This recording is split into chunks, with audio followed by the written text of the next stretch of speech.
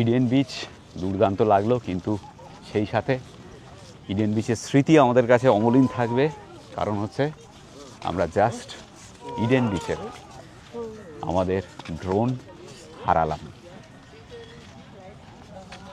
এখানে ড্রোন ওড়ানোর জন্য 500 টাকা করে টিকিট রয়েছে। আমরা টিকিট কেটে ড্রোন ওড়াচ্ছিলাম।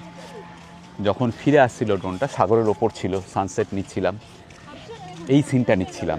দেখুন এই সিনগুলো নিচ্ছিলাম, ফুটেজগুলো লাস্ট যেগুলো পেয়েছি আমার মোবাইলে, যদিও ওইগুলো এইচডি কোয়ালিটি। ড্রোনের মেমোরি কার্ডটা পেলে আমরা 4Kটা পেতাম। হুট করে যখন ফিরে আসছিল তখন তট থেকে প্রায় 150 মিটার দূরে ছিল। হুট করে কানেকশান কেটে গেল এবং আর কোনো সারা শব্দ নেই। জেনারেলি এরকম হলে ড্রোন ফিরে আসে। যথেষ্ট ব্যাটারি ছিল, 30% মতো ব্যাটারি ছিল, 32%, তো ফেরার জন্য যথেষ্ট। এরকম হলে জেনারেলি যদি বেস এর সঙ্গে কানেকশান কেটে যায়, ড্রোন অটোমেটিক্যালি ফেরত চলে আসে।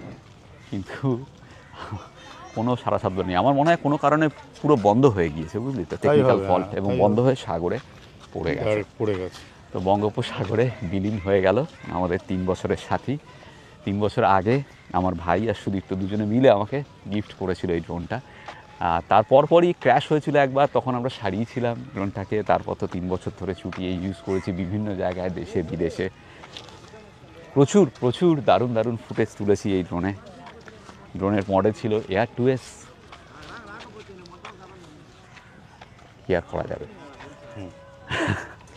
হ্যাপেন্স। খারাপ তো লাগছে, সেটা হ্যাঁ খারাপ লাগছে, নো ডাউট খারাপ লাগছে, but we are cool, it's part of যেটা আমাদের হাতে নেই সেটা কিছু করার নেই। সম্পূর্ণ টেকনিক্যাল ফল্ট, একদম সম্পূর্ণই টেকনিক্যাল ফল্ট। এবং অনেকক্ষণ ওয়েট করলাম যদি ফিরে আসে, না এলো না, মানে সাগরে পড়ে গেছে। লাস্ট যে ফুটেজটা আমি পেয়েছি সেটা কিন্তু স্টেবল, এরকম নয় যে পাখি এসে ধাক্কা মেরেছে, তাহলে আনস্টেবল ফুটেজ পেতাম, তাই না? একদম লাস্ট ফুটেজটা যেটা, সেটা পরিষ্কার পাড়ের দিকে আসছে, জাস্ট 100-150 মিটার দূরে হবে, 100 থেকে 150 মিটারের মধ্যে। তখনই হাওয়া হয়ে গেল, বেশ এর সঙ্গে কানেকশন কেটে গেল, বলছে ড্রোন নট কানেক্টেড, আর পেলামই না। তবে কি আর করা যাবে। এখানে এসে পর থেকেই ব্যাপারটা ড্রোন নিয়ে গন্ডগোল শুরু হয়েছিল। প্রথম কন্যাকুমারীতে হারিয়ে গেছিলো, কিন্তু যাই হোক আমাদের হোটেল থেকে কিছুটা দূরে একটা ছাদে গিয়ে ল্যান্ড হঠাৎ করে, পাগলের মতো আমার এখানে ল্যান্ড না করে আমি খুঁজেও পাচ্ছিলাম না। তারপর হুট করে দেখলাম যে ল্যান্ড করছি বলে একটা ছাদে গিয়ে, তারপরে সেই ম্যাপটা ধরে আমরা গিয়ে সেবার পেয়ে গেছিলাম আর কি ব্যাপারটা। তাই এবার আর অতটা লাকি না আমরা, এবার আর পাওয়া গেল না আর কি ব্যাপারটা। প্রথমে যখন ড্রোন পেয়েছিলাম আমি 3 বছর আগে, তখন ওই নর্থ বেঙ্গলে তো ক্র্যাশই করলো প্রথমবার, তারপর সারানো হলো। যাই হোক, খুব খারাপই লাগছে, মনে মনে যে খারাপ লাগছে না তা না। তাকিয়ে রইলাম সাগরের দিকে, কোনো আলো দেখতে পেলাম না, দেখতে চোখে দেখার ডিস্টেন্সেই ছিল। যাই হোক, this is what happened in Eden beach. আপনাদের জানালাম। একদম মন খারাপ করছে, বাট ইটস ওকে, তাই তো পৃথ্বীজিৎ? হ্যাঁ, কিছু করার নেই, মন খারাপ লাগবে এটাও সত্যি, আবার মন খারাপকে সরিয়ে রাখতে হবে, হ্যাঁ সেটাও সত্যি। ঠিক।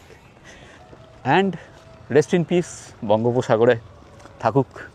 হ্যাঁ, অনেকদিন আকাশে উড়ে বেরিয়েছে তো, হ্যাঁ, এবার বোধহয় সাগরের নিচে কি আছে সেটা দেখার ইচ্ছে হয়েছে, সেই জন্য হয়তো ডাইভ মেরেছে, হতে পারে। যে ফুটেজগুলো নিলাম একটু আগে, লাস্ট ফুটেজগুলো, সেগুলো দেখুন।